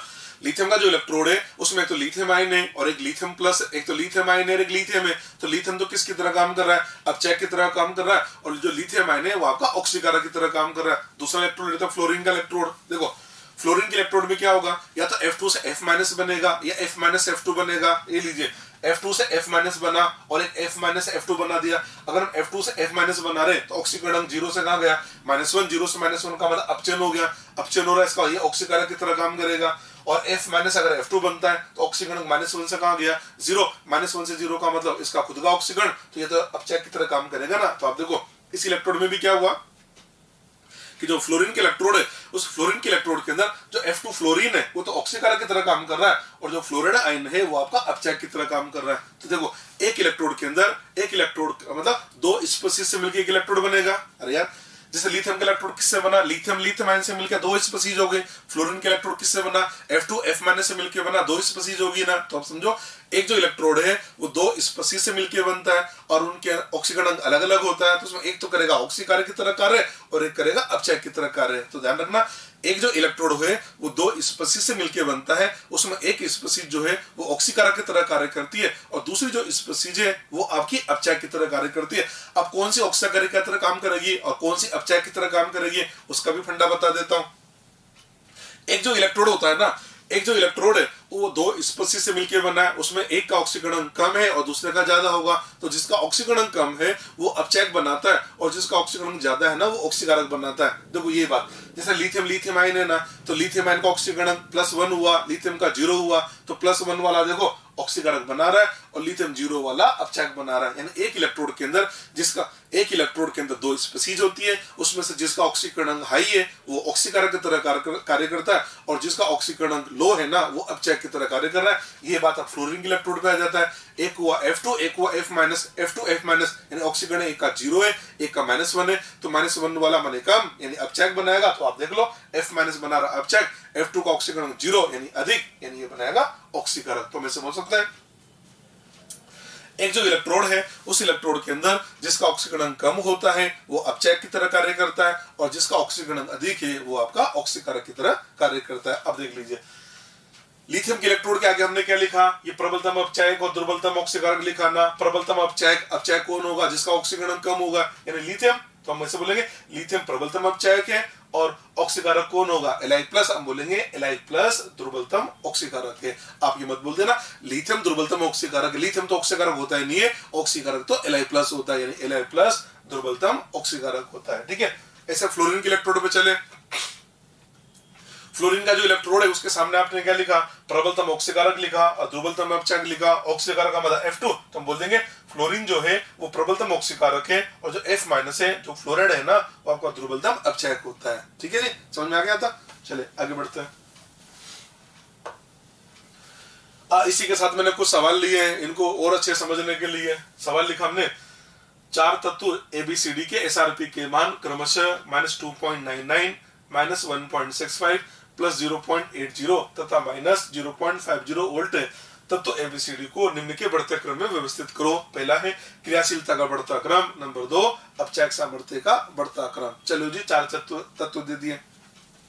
देखिए जब कभी भी आप क्रियाशीलता का क्रम जमाओ इस बात का ध्यान रख लेना कि धातुओं की क्रियाशीलता ऊपर से नीचे जाने पर कम होती है और अधातुओं की क्रियाशीलता ऊपर से नीचे जाने पर बढ़ती है। तो जब भी क्रम जमाओ इस बात का ध्यान रख लेना कि जो क्रम है वो आप धातुओं का लिख रहे हो या अधातुओं का लिख रहे हो, क्योंकि उल्टा ऑर्डर आ जाता है। तो सबसे पहले तो ये क्लियर कर लेते हैं कि जो तत्व ABCD है वो धातु है या अधातु है। देखो अगर मान लो 4 तत्व ABCD है, अब देखो जब भी सवाल आएगा ना या तो चारों धातुएं होंगी या अधातु होंगी, कभी भी सवाल ऐसा नहीं आएगा कि 2 धातु और 2 अधातु देके आपसे बोले इनका क्रियाशीलता का क्रम जमाओ। या कैसे क्रम बनाओगे, या अगर क्रम बनाओगे या तो चारों ही धातुएं होनी चाहिए या फिर चारों ही अधातु होनी चाहिए। देखो अब इसने क्या कर रखा है, जो तत्व है ना उसके अंदर जो तत्व एलिमेंट A है ना, एलिमेंट जो A है, देखो एलिमेंट A इसका SRP नेगेटिव है, B का SRP भी नेगेटिव है और D का SRP भी नेगेटिव है, SRP नेगेटिव है। इसका मतलब ये ECS में हाइड्रोजन के ऊपर पाए जाते हैं, यानी ये तो पक्का हो गया, ये तो धातुएं होती है। एक का SRP पॉजिटिव है। अब आप कहेंगे सर पॉजिटिव है तो धातु अधातु कुछ भी हो सकता है। अब ऐसा नहीं है। देखो 3 तत्व कंफर्म A, B और D जो है ना वो तो 100% मेटल है। मैंने आपको क्या समझाया, अगर 3 मेटल है तो 4th भी यार मेटल ही होगा, क्योंकि चारों मेटल हो गए तभी तो आप रिएक्टिविटी बता पाओगे ना। कभी वैसा नहीं होगा कि 3 तो मेटल है और एक नॉन मेटल है और आप उनकी क्रियाशीलता बता दो, नहीं, या तो चारों ही मेटल होंगे या चारों नॉन मेटल होंगे। तो 3 मेटल है तो 4th वाले को भी मेटल लेके हमको आंसर देना है। इसका मतलब एक तरह से ABCD यहाँ पर मेटल की तरह काम कर रहे हैं। चलो जी अब क्या काम करें, जब भी सवाल का आंसर दे आप सबसे पहले क्या करो, ECS बना दो। तो मैं ECS बना देता हूं। ये लीजिए इलेक्ट्रोकेमिकल सीरीज बना दी मैंने ECS बनाने का तरीका क्या हुआ, ऊपर से नीचे जाने पर SRP बढ़ता है, जो सब जिसका SRP सबसे कम हो उसको सबसे ऊपर लिखो। इन चारों में देखा जाए सबसे कम SRP हमारे पास A के लिए है, उससे ज्यादा SRP फिर आ गया B के लिए, फिर आएगा D के लिए और फिर आएगा C के लिए। ये लीजिए ये हमने ECS बना दी है, ये ECS बन गए। ठीक है, पहला जो ऑर्डर है वो हमसे किसके लिए पूछ रहा है, रिएक्टिविटी के लिए। एक क्रियाशीलता का क्रम हमसे पूछा जा रहा है, रिएक्टिविटी का ऑर्डर हमसे पूछा गया। अभी भी क्या समझाया था, धातु है और धातु की क्रियाशीलता ऊपर से नीचे जाने पर कम होती है, यानी जो सबसे ऊपर होगा उसकी क्रियाशीलता सबसे ज्यादा, और बढ़ता क्रम पूछ रहा है, इसका मतलब सी की क्रियाशीलता सबसे कम होगी, उससे ज्यादा आएगा डी, फिर आएगा बी और फिर आ जाएगा आपका ए। और दूसरा हमसे पूछ रहा है अपचयक सामर्थ्य, याद है जो धातु की क्रियाशीलता का क्रम है वही अपचयक सामर्थ्य का क्रम है, वही अपचयक सामर्थ्य, तो रिड्यूसिंग नेचर भी लिख देते हैं। रिड्यूसिंग नेचर अपचयक सामर्थ्य सेम ऑर्डर होता है, सी, उसके बाद आएगा डी और फिर आएगा बी और फिर आ जाएगा ए। आपसे बोला था ना कि लिथियम सर्वाधिक क्रियाशील धातु है और लिथियम ही प्रबलतम अपचयक है, हमेशा याद रखना धातु की क्रियाशीलता का क्रम अपचयक सामर्थ्य का क्रम एक जैसा होता है और अधातु की क्रियाशीलता क्रम और ऑक्सीकरण सामर्थ्य का क्रम एक जैसा होता है। ठीक है, तो एक आ गया तो दूसरा आप अपने आप लिख सकते हो। चलो जी अगला सवाल लेते हैं। नेक्स्ट गिवन A+2+2 इलेक्ट्रॉन से हमने A बना दिया, इसका E नोड दे रखा है -1.50 वोल्ट। दूसरा B से हमने B+2+2 इलेक्ट्रॉन E नोड दे रखा है -0.80 वोल्ट। तीसरा C+2+2 इलेक्ट्रॉन से हमने C बना दिया, E नोड दे रखा है +0.15 वोल्ट। नेक्स्ट हमने D से बना दिया D+2+2 इलेक्ट्रॉन E नोड दे रखा है +1.95 वोल्ट। तत्व ABCD को निम्न के बढ़ते क्रम में जमाओ, क्रियाशीलता और अपचयक सामर्थ्य। देखो इसका पहले का जो सवाल था उसमें लिखा था 4 तत्व के एसआरपी दे रखे थे, तो एसआरपी इसने बोल दिया तो हमें दिमाग लगाने की जरूरत नहीं पड़ी किसने एसआरपी दे रखा है। अब यहाँ पर क्या किया, यहाँ पर इसने ये नहीं बोला एसआरपी दे रखा है, या इसने क्या किया अभिक्रिया के रूप में लिख दिया है और अभिक्रिया के रूप में लिखा। हमने आपसे बोला था ना कि अभिक्रिया को देख के पता लगेगा एसआरपी दे रखा है एसओपी। जैसे एक की बात करें A+2+A+2 से A बना रखा है, यानी क्या हो रहा है रिडक्शन, इसका मतलब दिया हुआ भी एसआरपी, इसका मतलब एक का तो एसआरपी दे रखा है। दूसरे में क्या दे रखा है B से क्या बना दिया B+2 यानी ऑक्सीकरण, यानी इसमें एसओपी दे रखा है और हमको चाहिए एसआरपी, तो हम क्या करते हैं दूसरे का एसओपी है उससे एसआरपी बना दो। आपसे बोला था एसओपी एसआरपी एक दूसरे को बदला जा सकता है चिन्ह बदल के, तो हमने इसको +0.80 लिख दिया, यानी B का एसआरपी भी आ गया। सी पे चले, C+2+2 इलेक्ट्रॉन से रिडक्शन हो रहा है, इसका ऑलरेडी एसआरपी दे रखा है। डी पे चले तो डी का ऑक्सीकरण हो रहा है, एसओपी दे रखा है, तो डी का भी हम एसआरपी लिख देते हैं। ये लीजिए हमने डी का एसआरपी लिख दिया, ये आ जाएगा -1.95 वोल्ट। तो सबसे पहला काम सबके एसआरपी बना दिए और उसके बाद दूसरा काम आपको इसको ईसीएस में जमाना है। ईसीएस में जमाने का तरीका क्या हुआ, जो सबसे ऊपर होगा उसका एसआरपी सबसे कम होगा। अब आप देख लीजिए, अब एसआरपी हमारे पास क्या है, एक तो -1.50 है, एक +0.80 है, एक हमारे पास है +15 और एक दे रखा -1.95, तो सबसे कम तो -1.95 का मतलब सबसे कम होगा डी के लिए, उससे ज्यादा होगा फिर ये ए के लिए, और फिर उससे ज्यादा है हमारे पास में सी, और फिर सबसे नीचे आ जाएगा बी। ये हमने ईसीएस बना दी, ये लीजिए ईसीएस बन गई।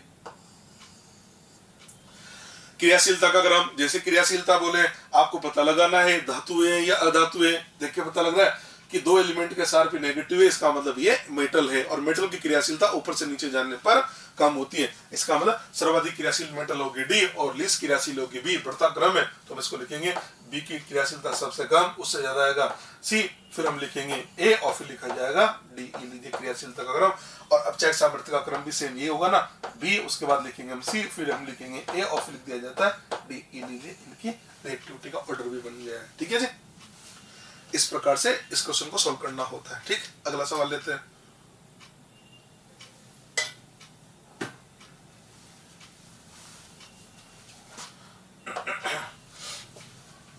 नेक्स्ट, निम्न में से प्रबलतम अपचयक है, प्रबलतम अपचयक पहचानना है, और ये मैंने आपको 5 सवाल लिख दिए। पहला सवाल तो ये रहा F- Cl- Br- I-, दूसरा Na क्रोमियम आयरन मैग्नीशियम। तीसरा सवाल का ऑप्शन है Li+, Zn+2 copper and Ag+, और फोर्थ क्वेश्चन जो है उसके ऑप्शन दे रखे Mg+2 एल्यूमिनियम +3 Ag+ है नन, एक दे रखा F2 Cl2 Br2 और नन। इन एक तरह से 1 2 3 4 मैंने एक ही बार में 5 सवाल लिख दिए हैं और 5 सवाल में बताना है प्रबलतम अपचयक कौन है। देखो अभी तक मैंने जो सवाल बनाया उसके अंदर क्या कर रखा था, एसआरपी या एसओपी की डाटा दे रखा था, तो डाटा को देख के हमने ईसीएस बना ली। अब इसके अंदर डाटा नहीं दे रखा, इसके अंदर एलिमेंट दे रखे, तो इसके इन प्रकार के सवाल को सोल्व के लिए अब आपको ईसीएस याद होना चाहिए। इसके पहले जो 2 सवाल करे थे उसमें ईसीएस याद करने की जरूरत नहीं थी, क्योंकि वहां एसआरपी का डाटा दे रखा था। अगर डाटा दे रखा हो तो याद करने की जरूरत नहीं है, और डाटा नहीं दे रखा हो तो फिर याद होना चाहिए। अब आपको देखो निम्न में से प्रबलतम अपचयक आपको बताना है कि प्रबलतम अपचय कौन होगा। याद है ईसीएस में ऊपर से नीचे जाने पर अपचय सामर्थ्य कम होता है, यानी ईसीएस में इन चारों में से जो सबसे ऊपर होगा वो प्रबलतम अपचय होगा। ठीक है, चलो पहला जो सवाल है इसमें देखो F minus Cl minus Br minus I minus दे रखा है, यानी ये नॉन मेटल की इलेक्ट्रोड, यानी वो दे रखे है फ्लोरीन, क्लोरीन, ब्रोमीन, आयोडीन। आपको याद है सबसे नीचे फ्लोरीन था, इसमें सबसे नीचे कौन है, fluorine, fluorine, bromine, iodine, sorry fluorine, chlorine, bromine, iodine, यानी सबसे ऊपर कौन होता है, आयोडीन होगा। तो आयोडीन प्रबलता अपचय की तरह काम करेगा। अब आयोडीन का जो इलेक्ट्रोड है उसमें एक तो I2 होगा, एक I माइनस होगा, पर आपको याद है I2 तो ऑक्सीकारक की तरह काम करेगा और जो I माइनस है वो आपका काम करेगा अपचय की तरह। और वैसे इसके अंदर इन्होंने इनके अनायन ही दे रखे हैं, इसका मतलब इस क्वेश्चन का आंसर दिया जाएगा I माइनस। अगर यहाँ I2 होता ना तो उत्तर नहीं जाता, क्योंकि I2 अपचय की तरह काम ही नहीं करता। I2 तो किसकी तरह काम करेगा, आपको पता है ये जो F2 है, F2, Cl2, Br2, I2, ये ऑक्सीकारक की तरह काम करेंगे और इनके जो अनाइन होंगे F minus, Cl minus, Br minus, I minus, ये काम करेंगे आपके अपचय की तरह। ठीक है, देखो इसमें एक क्वेश्चन मैंने ये लिख दिया F2, Cl2, Br2, I2, अभी भी क्या बोला F2, Cl2, Br2, I2, ये तो ऑक्सीकारक की तरह काम करेंगे। ये पूछ रहा अपचय, तो अपचय तो इन तीनों में से एक भी नहीं है, ना तो F2 है, ना Cl2 है, ना Br2, तो आंसर देंगे ना। ये दो सवाल एक साथ बना दिए। चलो अगला सवाल लेते हैं।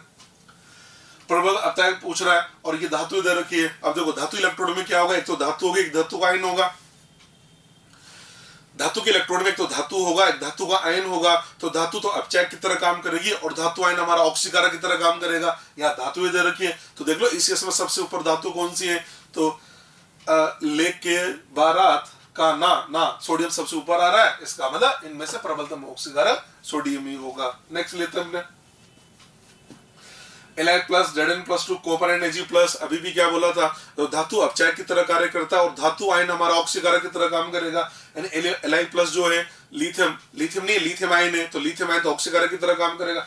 अपचय पूछ रहा है, यानी पहला हो नहीं सकता, दूसरा हो नहीं सकता और फोर्थ हो नहीं सकता, कारण क्योंकि तो तीनों ही ऑक्सीकारक, अपचय तो है नहीं, एक ही बचा, तो आंसर थर्ड दिया जाएगा। नेक्स्ट प्रबलता अपचय पूछ रहा है Mg plus 2 aluminium plus Ag plus, यानी तो तीनों ही धातु आयन दे दिए और धातु आयन तो अपचय तो होते ही नहीं, वो तो ऑक्सीकारक की तरह काम करेंगे। आंसर दिया जाएगा फोर्थ, नन आंसर दिया जाएगा इसके लिए। समझ में आ गया बात। अब जैसे ये लिखा ना प्रबलतम अपचय कौन है, इसी प्रकार का एक सवाल बनाता प्रबलतम ऑक्सीकारक को लेके। चले जी,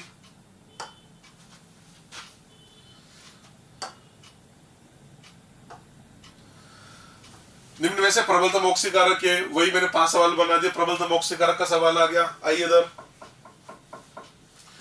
पहले का ऑप्शन दे रखा है Br2, I minus, F minus, Cl2। अभी भी पता लग गया कि जो I माइनस है और F माइनस ये अपचय होते हैं, यानी बचा है कौन, एक तो Br2 और एक Cl2 बचा। ऊपर से नीचे जाने पर ऑक्सीकारक सामर्थ्य बढ़ता है और ईसीएस में नीचे कौन है, क्लोरीन, तो क्लोरीन प्रबलतम, आपका प्रबलतम ऑक्सीकारक आ गया। आगे चलो, प्रबलतम ऑक्सीकारक Na plus, Mg plus 2, chromium plus, aluminium plus, सारे धातु आयन दे रखे और धातु आयन तो वैसे भी ऑक्सीकारक होते हैं और ऊपर से नीचे जाने पर ऑक्सीकारक सामर्थ्य बढ़ती है। तो देखो इसमें से लेके बारात का ना मजे से आना मंजन कर क्रोमियम, क्रोमियम सबसे नीचे, तो प्रबलतम ऑक्सीकारक हमारा क्रोमियम हो जाएगा। Next Sn plus 2, Pb plus 2, Na plus 2, Fe plus 2। याद करो, लेके बारात का ना मजे से आना, कोई नहीं सुनता प्रॉब्लम, कोई ऐसे कोई नहीं, लेके बारात का ना वजह से आना मंजन कर फेंक दे, आयरन ऊपर आ गया फेंक दे, कोई नहीं सुनता प्रॉब्लम, पीबी सबसे नीचे आएगा, ये लीजिए। तो इसमें लेड प्लस 2 प्रबलतम ऑक्सीकारक बन जाएगा। आगे बढ़ते हैं। लिथियम, जिंक और ये तो मेटल है, मेटल तो ऑक्सीकारक की तरह कार्य नहीं करते, मेटल आयन काम करेंगे, तो इसका आंसर दिया जाएगा none. F minus, Cl minus, Br minus, ये तीनों अपचय के, तो ऑक्सीकारक तो एक भी नहीं है ना, इसका आंसर दिया जाएगा फोर्थ नन। ये मैंने आपको ऑक्सीकारक अपचय के कुछ बेसिक से सवाल बता दिए, समझ में आया था। चलिए जी।